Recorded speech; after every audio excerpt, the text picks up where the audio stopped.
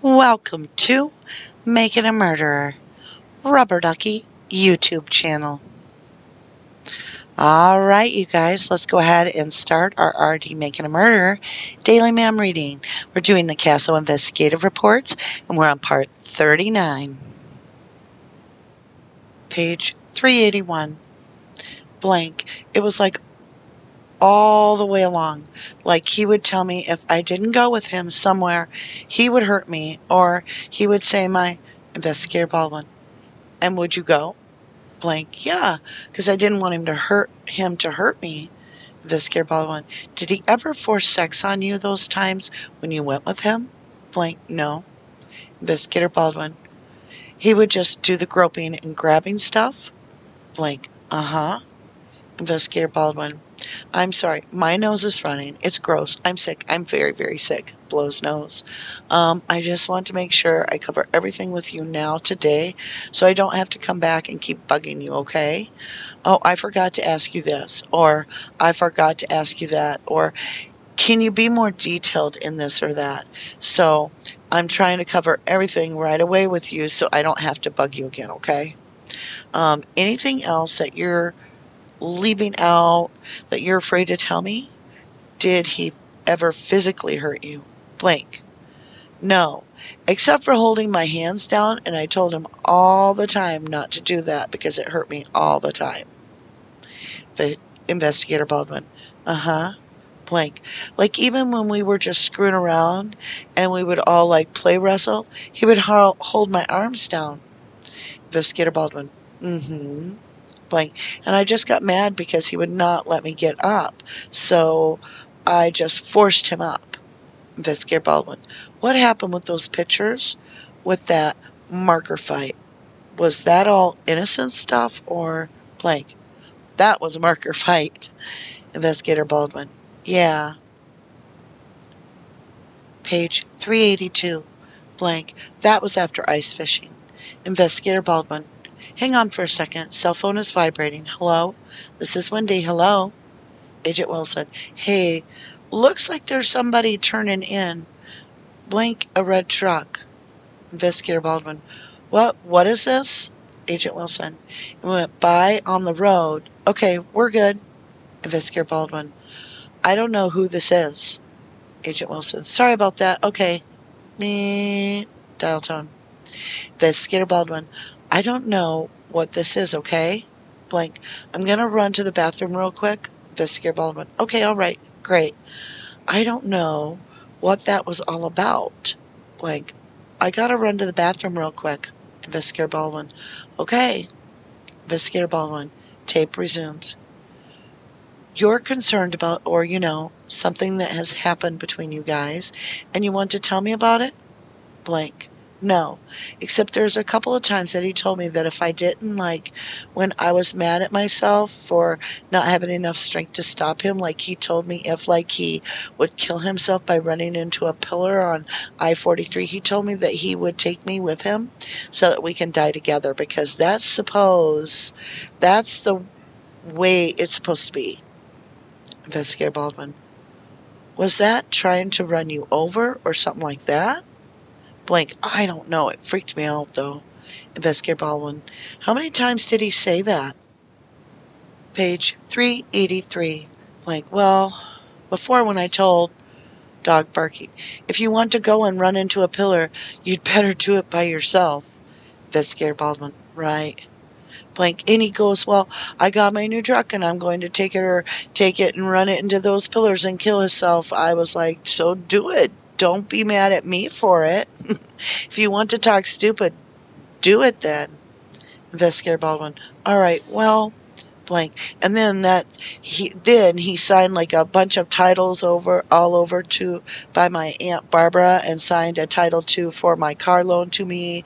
I was like, I don't want it, so don't sign nothing over to me if you're going to act stupid. Investigator Baldwin. You're pretty much after, prior to that incident. I'm just going to refer to it as that incident. Okay? I don't want to get you upset anymore. But prior, I'm just trying to figure out how this went for the last couple of years prior to that. He started coming on to you. He would kind of grope and grab you and kiss you in a way that felt really gross to you, like an uncle shouldn't do. Blank. Yeah. Investigator Baldwin. And then it just came to the point where you were home. You were at your Aunt Barbara's house with him, and that happened. And then after that, you really got turned off by him and didn't really want anything to do with him. And then the threats just continued. I mean, if you don't want to go shopping with me, I'm going to burn your house down. Or if you don't come over here, I'm going to hurt your mom and dad, okay? Did anything ever happen up in Crivets when you guys were up there? Did he ever do any of that stuff up there? In that cabin up there? Did anything ever happen there? Blank. He told me once that he was going to give me a kiss goodnight. Investigator Baldwin. Mm-hmm. Blank. I was like, Investigator Baldwin, that's disgusting. Blank. I was old enough to not have a kiss goodnight, and I can easily go to bed myself. Page 384. Investigator Baldwin. Right. Blank. And then it was no kiss, I tell you that. Usually a kiss goodnight is on the cheek. Investigator Baldwin. Like on the cheek or something. Blank. Yeah. Called pushing it on my mouth and forcing it open after I had my teeth clenched. It was, well, you want it. I was like, because I couldn't talk. So I just pushed him away. Investigator Baldwin. Okay. Blank. And then he was, whatever, be like that then. And then he got kind of angry, but still, he doesn't belong doing it. So, Investigator Baldwin. When we were at school and I was talking to you about this, you said he would get really angry and kind of sulky and kind of sad and something when you would turn him away. And then 2 days later, he would be fine and normal again and he wouldn't do that kind of stuff. Was he a lot like that? Kind of off and on and blank? Yeah, like all the time. Investigator Baldwin. Yeah? Blank. Like he acts like nothing ever even happened. Investigator Baldwin. Change tape. Quit when he had another woman in his life? Did it stop? Blank. Not really. He did it more because then I would tell him to knock it off, that he is Jody and that he doesn't need to be acting stupid around me and that he doesn't need to be doing that. Investigator Baldwin. Right. Blank. And he was like, well, Jody's nothing, blah, blah, blah. And that's the reason why Jody hated me. Investigator Baldwin. Because he would talk about you to her? Blank. Yeah. Page 385. Investigator Baldwin. Okay. Blank. I was like, Investigator Baldwin. Okay. Well, that would make sense. Blank. And then, I don't know. I don't even know. For a little while, me and Jody got along. Like, I would call her, and my Uncle Steven didn't like that when I called her and talked to her. So he just got mad at her and hurt her. And I'm like, Jody, I can get you out of there. You can go to the DVC center. And she's like, well, I can't. I was like, yes, you can. Investigator Baldwin. Right. Blank. I said, my uncle works at the yard. I said, all I have to do is go in the back way, pick you up, bring you to the DVC center. And she's like, well, I don't want to do that because he'll hurt me. I was like, no, you can't even get in that building. Investigator Baldwin. Right. Blank. And she dislikes me. I don't know why. Investigator Baldwin. Did she ever confide in you and say that Steve would force sex on her or hurt her or hit her and stuff like that? Did she ever tell you that? Blank. She told me a lot that he would hit her. Investigator Baldwin. Like just blank. And hurt her a lot. Investigator Baldwin. Yeah. Like punches, or did you know that some of it was about you? Blank. Sometimes, yeah, because she would well, you're our problem. I was like, I didn't even do anything. Investigator Baldwin. Right. Blank. I said, I don't see why you would be mad at me. And she goes, well, you're the only one that can make him cry. I said, that's because he knows it's true that he doesn't belong touching me. Page 386. Investigator Baldwin. Right. Blank. And that I am, 25 years younger than him? Investigator Baldwin, yeah. Blank. And, uh, uh, and it grosses everyone out. That's nasty. Investigator Baldwin, would she get hurt by him on a regular basis, do you think? Or was it just from time to time? Blank, I don't know. Investigator Baldwin, or, blank, I think it was time to time. Well, 'cause she's an alcoholic. Investigator Baldwin, yeah. Blank, every time he would drink, she would drink. My uncle would get mad at her. Investigator Baldwin, blank, and hit her and stuff. Like, there is only one time I ever seen him hit him. Investigator Baldwin, him hit her. Blank, him hit her. Investigator Baldwin, yeah. Blank, and that was up north when we're all sitting at the table playing cards and stuff, and she was drinking vodka and stuff. And then we went outside, and my Uncle Stephen was like, you don't need to be acting like this, and like literally pulled her to the ground and picked her back up. And I'm like, come on, blank. Investigator Baldwin, kind of shocked you, huh? Page 387. Blank, yeah. I was like, Dad, why didn't you tell or say something or do anything? And he goes, because if I didn't let him be, then he will have his arguments with me. Like, there is no turning him back the other way, telling him that he can't do it, because he will get in your face and tell you he can do whatever he wants because he's not behind bars anymore, and that he doesn't need to listen to anyone anymore because he did it for 18 years. I was like, still, you need to have some rules. Investigator Baldwin, so he felt like he was kind of invincible when he got out of jail? Blank, yeah. Investigator Baldwin, and that he could do whatever he wanted to whoever he wanted, and nobody was going to stop him? Blank, yep. Investigator Baldwin, and that, blank, and that he said that all the time? Investigator Baldwin, he said it all the time? Blank, all the time. Investigator Baldwin, did that kind of scare you? Blank, yeah. Investigator Baldwin, yeah. Blank, and I was like, you can't do anything you want? Investigator Baldwin, blank, because you need to.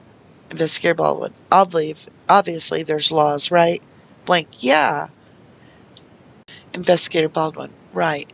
Well, you've been very good about all of this, and I really appreciate it, okay? And like I said, I'm going to do my best that I can that this doesn't go on the news. Page 388. Okay. And your name is going to be protected, and we are going to do what we can, okay? Because you went through a lot, and I don't want you to go through any more, blank. And I don't want to promise you something, and then I'm going back on my word, and you are mad at me, and your mom is mad at me, and your dad, okay? I'm going to do the best that I can to protect you, okay?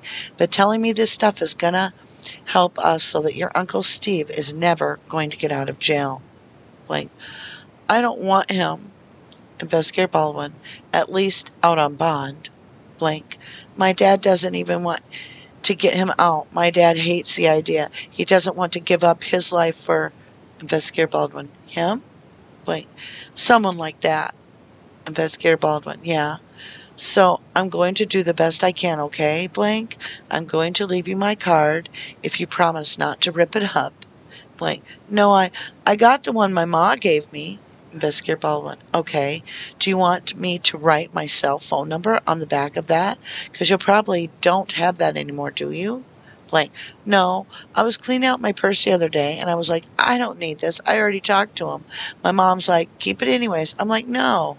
Investigator Baldwin, well, I can write my phone number on the back, my cell phone, because I carry this with me 24/7, okay? And if you ever need to get a hold of me, you can call me anytime, day, night, whatever, okay?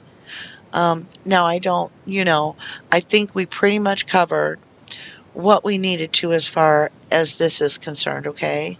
But do you have anything else to offer as far as the case at hand right now? What's going on with your Uncle Steve right now? Do you have anything to offer about that? Do you have any thoughts or ideas or anything like that about that? Like, no idea. I don't see how he could ever do something like this. I don't see how he could find the time. Investigator Baldwin. Does it surprise you, after what you went through and what Jody's went through, that he would do this to somebody else? Page 389. Blank. Nope. Investigator Baldwin. It doesn't surprise you? Blank. Nope. As soon as I heard about it, I probably thought, or at first I thought he could have been set up, but then I realized that I was like, pretty sure he did it. Investigator Baldwin. Okay. Blank. And everyone said that there is probably two people. Well, to tell you the truth, my Uncle Steven is strong enough to hold down two people at once. Investigator Baldwin. Well, I really appreciate your time, okay? And I guess I'll do whatever I can to help you, okay? From here on out, whether it be 2 weeks from now, or 2 days, or 2 months, or 2 years, okay? I'm not going anywhere. And if your mom's got questions, she can give me a call too. I'm probably going to go home sick this afternoon just because I don't feel that good, but I'll probably be in the office tomorrow, if not Sunday for sure, okay? Investigator Wendy Baldwin, Calumet County Sheriff's Department. Page 390. Type of activity, telephone conversation with Gordon A. Schneider. Date of activity, 12/27/05. Reporting officer, investigator John Dietering. Documents generated, none. In the course of reviewing the incident, I, Dietering, did realize that I had done a telephonic conversation with the following individual on 12/27/05 and had not dictated it. Gordon A. Schneider. Gordon Schneider advised me he was aware of the fact that Steven Avery was in prison in 1991 and therefore could be eliminated as a suspect in the Lori DePai's disappearance, but went on to indicate that he had information that Chucky Avery lived not far away from where Lori DePais lived. Schneider went on to indicate that, to his recollection, DePais wore her hair in the same manner as a Halbach girl. Schneider indicated that a subject named Kathy Callies, now deceased, used to date Chucky. He stated Kathy and Chucky have children together, and she wore her hair the same as DePais and Halbach.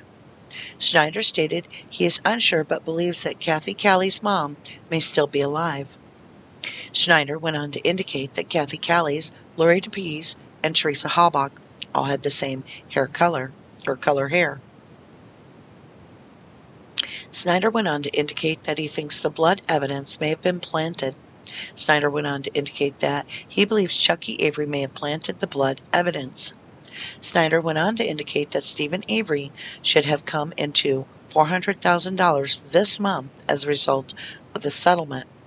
Schneider states this would have been enough for a down payment on the junkyard, and he believes this would have caused friction between Steven and Charles Avery and their brother Earl.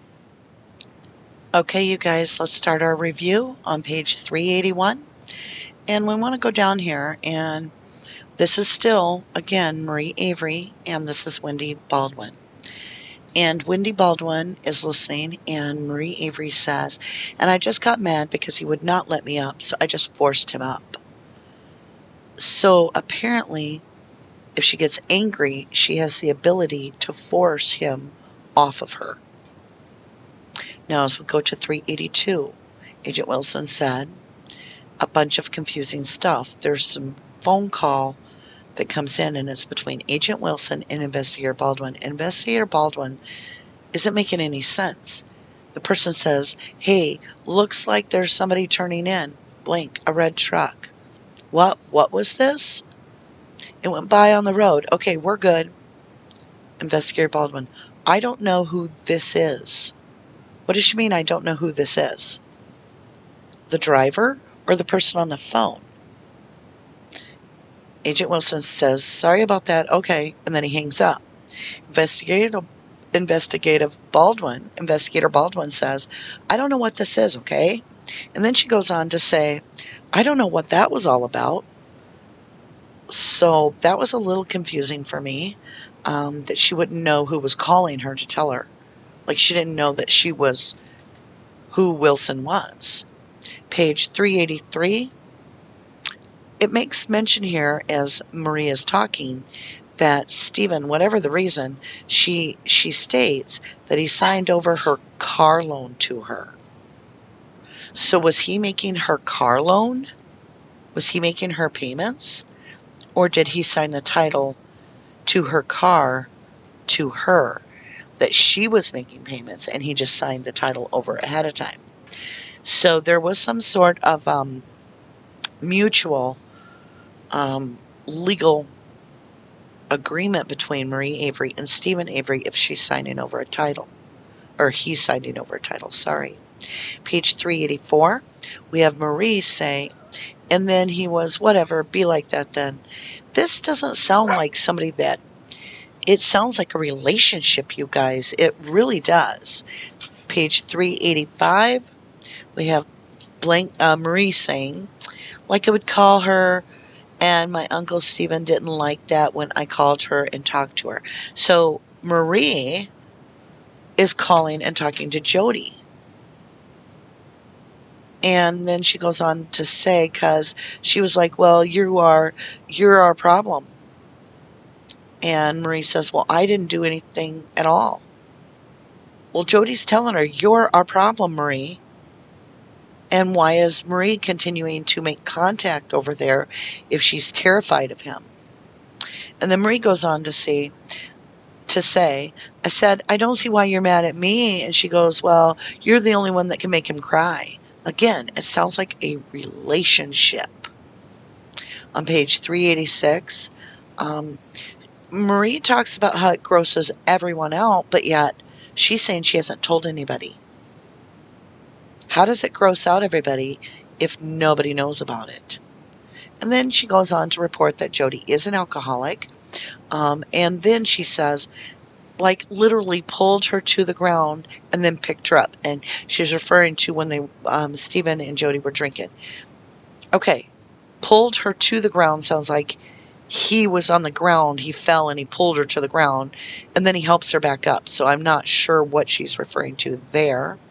On page 387, I'm not sure where I highlighted this. I think it's just the fact that Earl really, really, really does not like him. She goes on in 388, I think was where I meant to highlight. And she says, I don't want him. This is I don't want him. Makes, somebody rapes you, I don't want him. No. If you are done with a relationship, you might say, I don't want him. And then she says, my dad doesn't even want him to get out. My dad hates this idea. He doesn't want to give up his life. Really? Why would Earl Avery give up his life if Steven got out of jail?